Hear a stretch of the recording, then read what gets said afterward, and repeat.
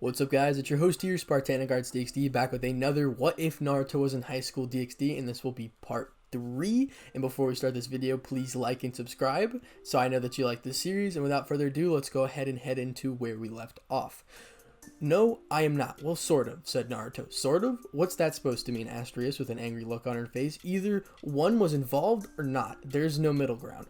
Since I have known you for 4 years, I don't see why I should hide this from you. I am technically not part of this dimension. No, the better would be that I am not part of this reality or universe, if you will, said Naruto. The entire Parage, including Ize, were stunned at what Naruto said with a look on their face that stated, "Are you serious?" Naruto sighed. Look, let's just forget about where I came from, as it no longer matters anymore. I am what I am. Where I am from doesn't make me who I am here. At least, not anymore.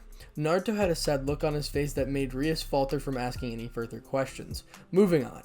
I believe it would do some good if you could explain how the little pervert over there was resurrected from the dead, asked Naruto and added, I am sure that kid was nearly dead or nearly dead by the time I started fighting back that black-winged girl.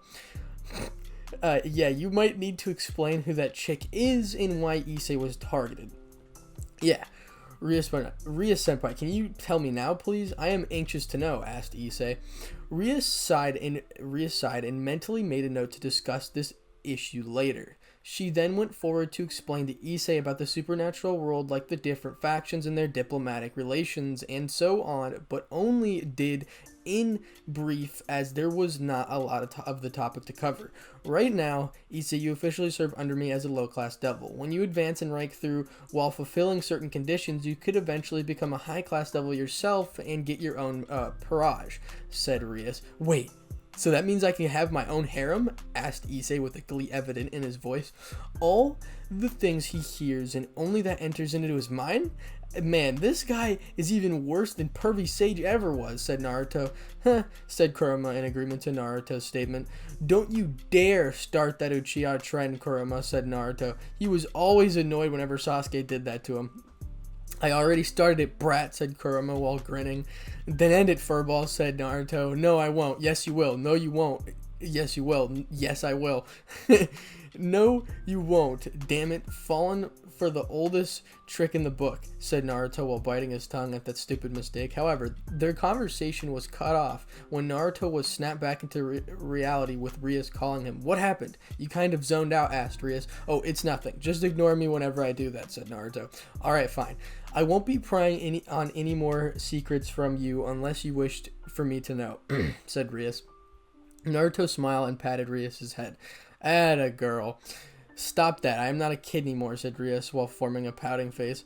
Well, you and your friends are still brats in my eyes. I will be the judge when I should treat you guys like adults, said Naruto while agreeing. Everyone smiled at the interaction as they knew that this was the Naruto they knew. He treated all the students in the school like this. Some of the students didn't appreciate his Nazi behavior, but there were a lot of exceptions as the students required someone to talk to whenever they felt down. Naruto, being the excellent listener he has performed that role and captured the love and respect of a lot of students in the school.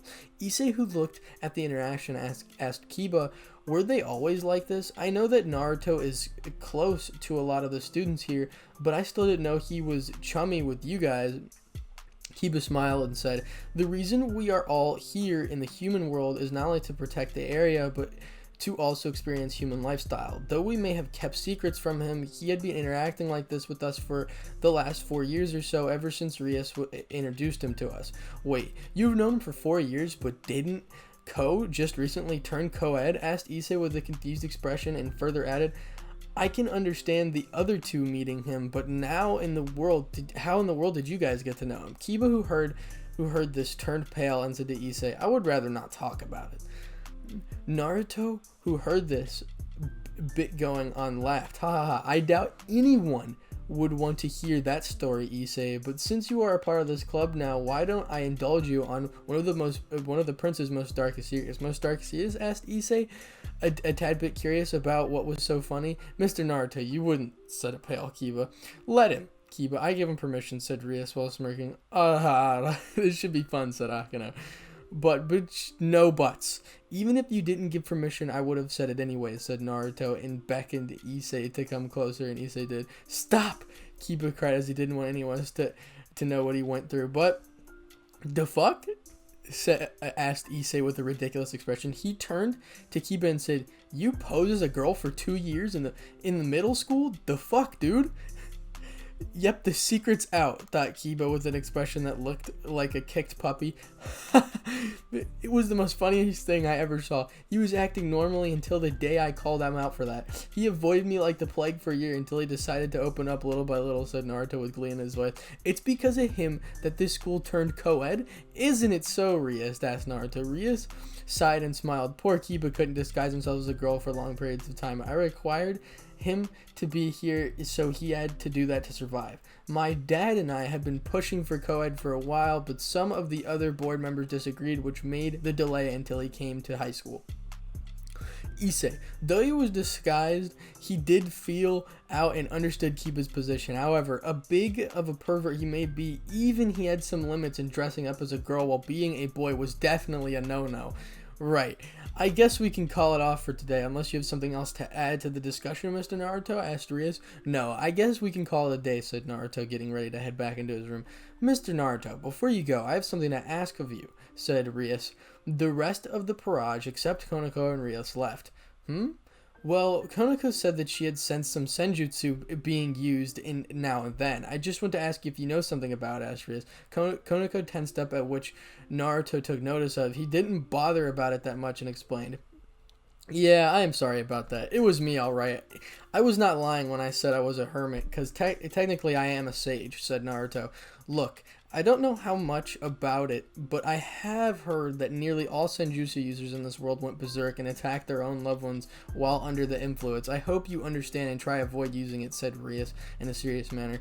Nature energy is merely a form of energy. Whether it is used for good or bad depends upon the nature of the user, but I still get why the users of this world turn crazy. It's not because of the energy itself, but because of the fact that the world is pissed off at its residents, said Naruto. What do you mean? Rias didn't understand what Naruto was talking about, and by her facial expressions, it urged Naruto aside and explained it further. Well, let me say it in a simplified manner, Rias. Nature is angry. The humans, devils, and angels polluted the earth too much with their wars and exploitation. A Senjutsu user is deeply connected with nature. Thus, the user starts to amass the feelings into them. From what I understand, this world only has a basic understanding of Senjutsu, as they don't know how to separate the energy from the intentions. If one had strong willpower, then he or she could definitely use Senjutsu to a better degree without going crazy. Rias, who learned this fact, was stunned, but hers was a Konoko who had a major reaction and uttered only 2 words: "Teach me." Rias, darling, asked Naruto, expecting to hear the story from her. It's complicated, said Rias. Fine, little white. I will teach you, but you have to prove to yourself that you were ready to do it first. How? Asked Konoko. Tomorrow, meet me at 4 a.m., said Naruto. Tomorrow, meet me in the park at 4 a.m., said Naruto. Konoko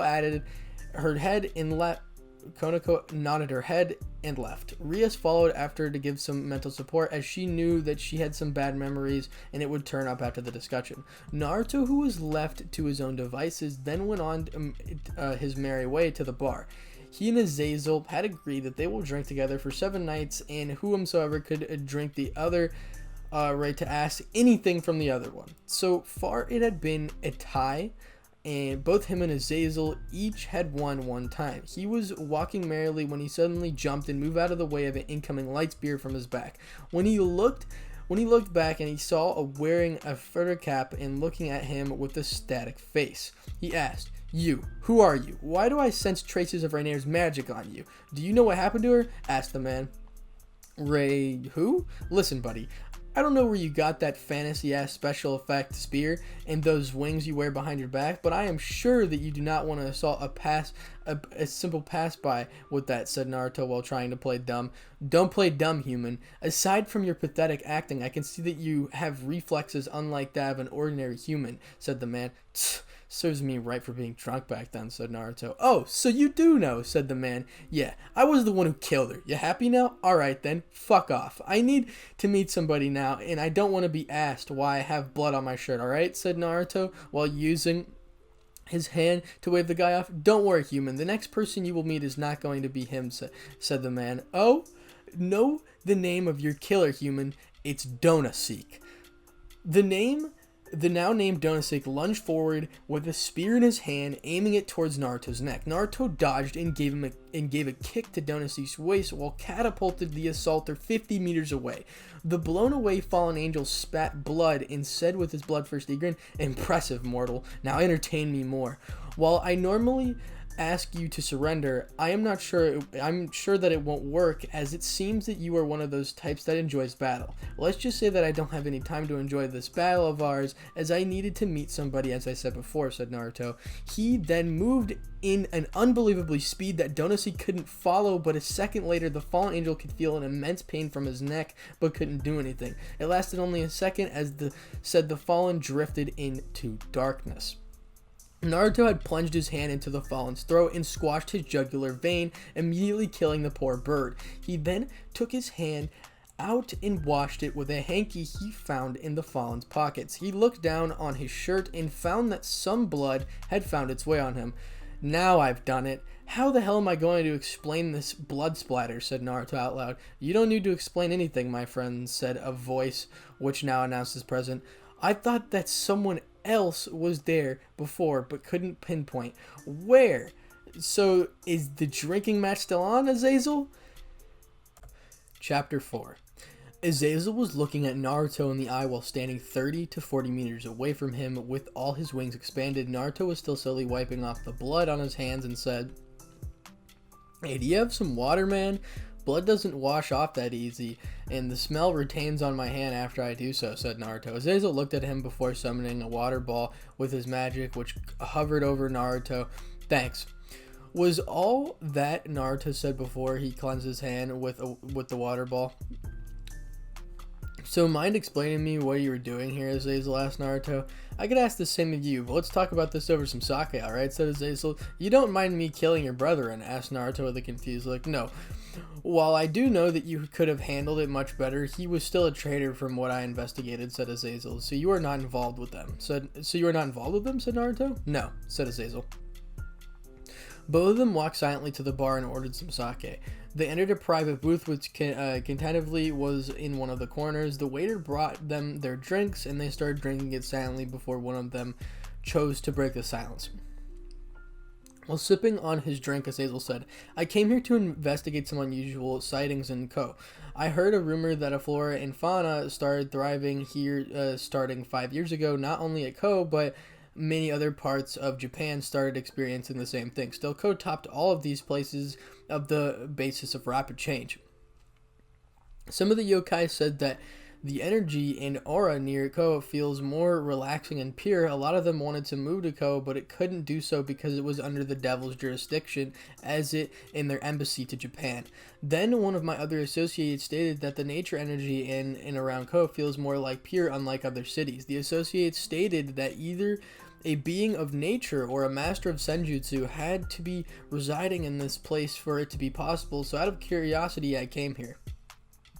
On the night we met, I didn't think you were anything more than an ordinary human, but you became a good friend and companion. So being the curious mind that I am, I decided to investigate and was surprised to find absolutely nothing on you, except your birth records and other certificates which I assume are forged, as none of the places you were from seem to know a single detail about you.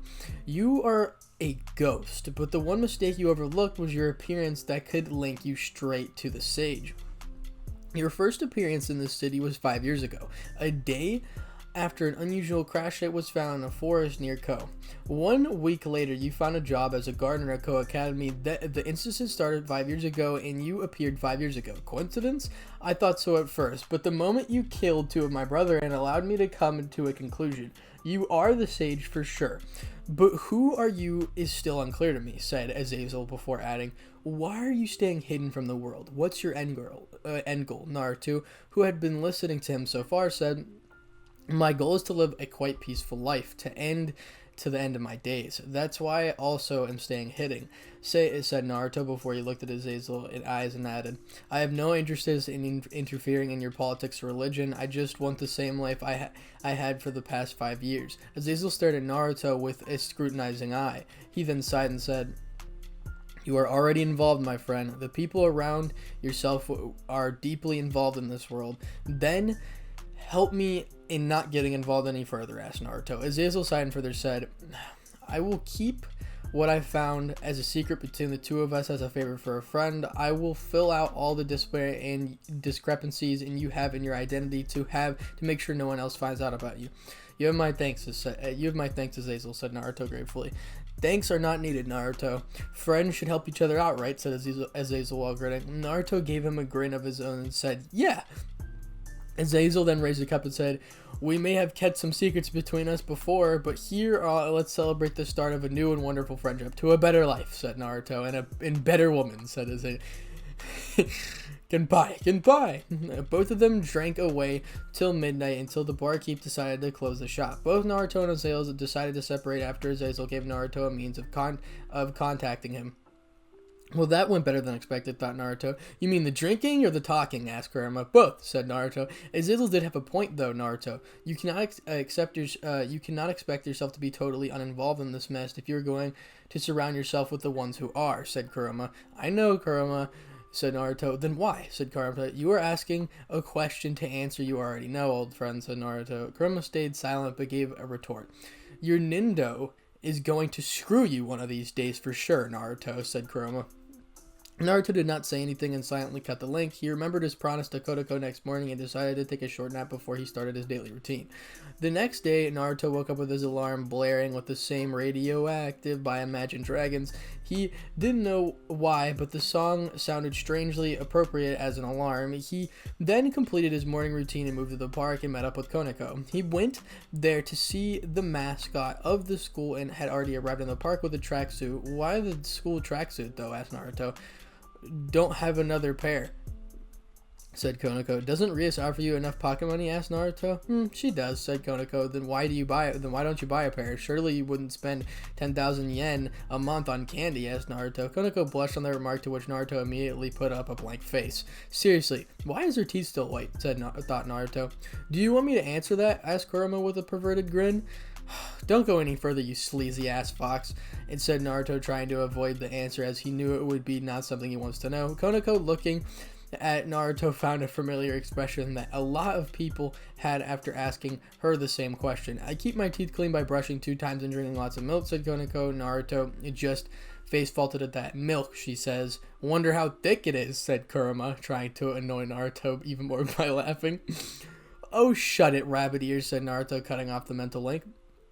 Konoko forced Naruto's expression to be quite confusing as she couldn't understand why he did what he did, but she intended to find out. Naruto, noticing this, sighed and said, Forget I ever said that. Next time, don't say that answer to anyone, alright, kitty? Konoko just nodded her ears as she filled she filed that up for later. Alright, now that I believe you already know that what Senjutsu is, right? And said Naruto, to which Konoko added, do you know how to draw in it? Asked Naruto, to which Konoko nodded again. Fine then. It will be easy once you know how to draw it. However, from your previous expressions, it seems that you have problems controlling it, correct? Asked Naruto. Konoko nodded and said, yes, I feel an urge to kill whenever I draw on it. Naruto frowned at the first and then decided to sit down. He gestured Konoko to sit as well. Both of them sat and he said, alright, Konoko. First off, let me purify the nature energy here, said Naruto and added, when I say now, you start drawing the energy into you. I want you to get a feel for it and tell me your experience then, alright? Konoko nodded, and then Naruto started to purify the energy around them. While he was doing so, the place around them started to brighten up and brim with life. Konoko had already started to feel more secure and comfortable around him. She let her ears out and immediately sat in his lap. Naruto said, now. But Konoko didn't listen to him and she already fell asleep. Naruto, who saw the girl on his lap, smiled. Guess she felt a little too comfortable, huh? He then woke her up. Konoko, who raised that she blushed, said, sorry. It's alright, Konoko, said. Naruto further added, now give it a try, alright? Konoko did as he said and started to draw in the nature energy. Interesting. I wonder how the yokai are able to manipulate chakra without any use of chakra in the networks. So they draw it into their bodies and mix it along with their bloodstream, enriching the cells with chakra, huh? Said Naruto, observing the girl before him. This should obviously help them when they are fighting by enhancing their abilities, but its applications here are limited due to the lack of chakra network, and the effects are nearly halved. But from what I have seen, this little one has more chakra than the average Jonin, so the amount of higher reserves will probably compensate the lacking of chakra network, said Kurama. I agree, said Naruto, but immediately noticed that she started getting tensed. He then noticed that purified energy started to turn impure again, and it was affecting Konoko. He immediately summoned his famous chakra rod, the Lord Fakazu, used when he was still training, and hit her with it. Konoko snapped out of the meditation and hissed at him and said, "What was that for?" This rod absorbs nature energy very quickly and will help you train in the usage. You were starting to get out of control, so I used this to get you out of it, said Naruto. Konoko, who understood the reason, calmed down but still gave him an angry pout. Naruto sighed and said, all right, I'm sorry, okay, but I will buy you some sweets later." Konoko immediately turned to her static face and said, 2 packets worth. Naruto gave her a worried smile and immediately thought something. I sound like one of those shady uncles trying to get his niece to hide something he did. How the hell did I turn from Hokage to this crap? Gee, I don't know, maybe changing realities made you end up like this? Retorted Kurama. Naruto ignored that retort while narrowing his eyes to the trees. The barks were rather dark, along with the grass being a little more withered than before. Naruto noticed and said, "Still, I find the nature energy is too dark in this world. It has been getting darker recently, which led to Azazel to find me easily. It is not the places I have visited ending up brighter, but the world becoming darker." I agree. I think you need to visit that yokai leader Azazel talked about sometime in the future to discuss this issue. If this goes on, there will be a lot of natural disasters in the future, and we won't be able to live that peaceful life you envisioned, said Kurama. Naruto sighed and said, "It seems that I cannot stay uninvolved in this world, huh?" Kurama didn't say anything and cut off the link. Naruto then listened to Konoko about what she felt.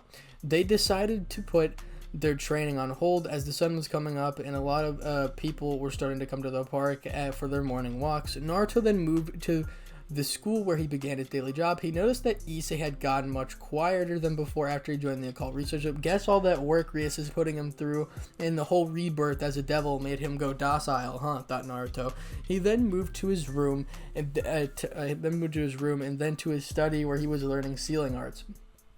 It was then an announcement blared. Would Naruto Uzumaki please report to the principal's office? I repeat, would Naruto Uzumaki please report to the principal's office?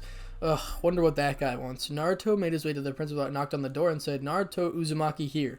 "Principal, you called me?" Yes, come in." Naruto entered the office. The place was not spilling out extravagance like Arias' club room, but it still had a few paintings and expensive seats with a rosewood desk in the middle. The principal was a balding old man with the kind look in his eyes. A man was sitting on the couch. "Naruto, didn't you recognize the person and just let him be? So why did you call me here, Mr. Principal? Is there any problem?" "No, none, my friend. However, this person has come to the school today and requested to meet you. He wished to talk to you in private," said the principal. Naruto immediately squinted his eyes and turned serious, but still said in a friendly tone, "Oh, is that so? I wasn't aware that I made many impressions. May I ask who you are?" asked Naruto. "Of course. However, may we speak in private and consider something about your family," said the man. "My family?" asked Naruto in a confused manner. "I suppose you may need your privacy. Take the day off, Naruto," said the principal. Thank you, sir. You, sir, please come with me. I know a place where we can speak in private," said Naruto. The man nodded, and Naruto led them both to the backside of the school grounds where was a garden. Once they were out of range, Naruto immediately took a kunai in his hand and thrusted it towards the man's throat, who was standing by his side. The man dodged it with a kunai of his own and immediately took some distance. He weaved some hand signs and said, "Fireball Jutsu." A huge ball of flame came to him. Naruto countered it by weaving signs of his own. "Water ball jutsu." Naruto spewed water from his mouth, which formed a wall. The fireball was engulfed inside it and extinguished. However, the man didn't stop. He moved besides Naruto while he was distracted with the fireball and lunged a katana at Naruto's chest. Naruto dodged it narrowly with his kunai and thought, "Shit, that was close. You were getting out of touch, brat," said Kurama. "Yeah, it seems so." Naruto then moved backwards to create some distance, but noticed something was off on the place where he was standing. He noticed that there was some type of explosive tags rigged underneath his foot. When did he, thought Naruto, that he might have some traps when Naruto's field of vision was blocked by the attacks he pulled. No time to think, brat, move, said Naruto. Naruto quickly weaved through some hand signs and placed it on the paper tags, which were about to explode. The paper tag disappeared somewhere. Good thing I mastered the Hirosho no Jutsu. It should be somewhere in Sara. Focus, brat. Your opponent's making a move. The man weaved through a bunch of other hand signs and said, wind style, demon winds. A couple of rogue winds, which sliced the grass underneath them, made their way towards Naruto. Naruto immediately dodged the winds and said, hey, careful, asshole. I am one of those who has to pay for any property damage that happens here. Hearing that, the man gave a familiar grin and weaved another hand sign and said, fire style, phoenix flower flame. Wind style, great breakthrough. The jutsu was enhanced by the wind and now was heading towards Naruto at a high speed. Alright, that's it. Playtime's over. Naruto immediately formed a hand seal that made both the man and him disappear along with Raging Inferno. The scene changed to the beach. Naruto weaved another hand sign and said, water style, great vortex. The vortex of water countered the Raging Inferno. The man tried to take advantage of this, sneaked upon Naruto, but was caught almost immediately by some vines that grew out of the ground. Wood style, strangling vines technique. The man struggled to get out, but couldn't as the vines grew until it completely wrapped around his entire body and except his neck. The man decided to give up and stay still. Capture complete, said Naruto, and the vines around the man stopped growing. Alright, you win, said the man. Well, at least you know when to give up, said Naruto. So what are you going to do with me, said the man. Now. I find it incredibly rude when you still keep your transformation in front of your elders, boy, said Naruto. What do you mean, said the man. Kid, you can fool anyone else with that transformation you have there, not me, said Naruto. The man immediately poofed and transformed into a black-haired person with dark blue eyes with black pupils. He had a shaggy hair tied in a ponytail and was well aged, around 50 based on the amount of wrinkles on his face. He had a wary smile and said, hey, Gramps. Of all the times your grandson had decided to pay a visit, it had to be now, ain't it, said Kurama. Naruto ignored Kurama and said to his grandson, you have a lot, and I mean a lot, to explain why you are here, Itachi, said Naruto. I will do so if you can get me out of these bindings, said Itachi, who turned static. Naruto then released the vines around Itachi and said, alright, punk, out with it. Well, Grandpa, you see, we have a problem, said Itachi. The kind that requires you to travel out here and contact me? I am pretty sure I took all those kinds while I was still there, said Naruto.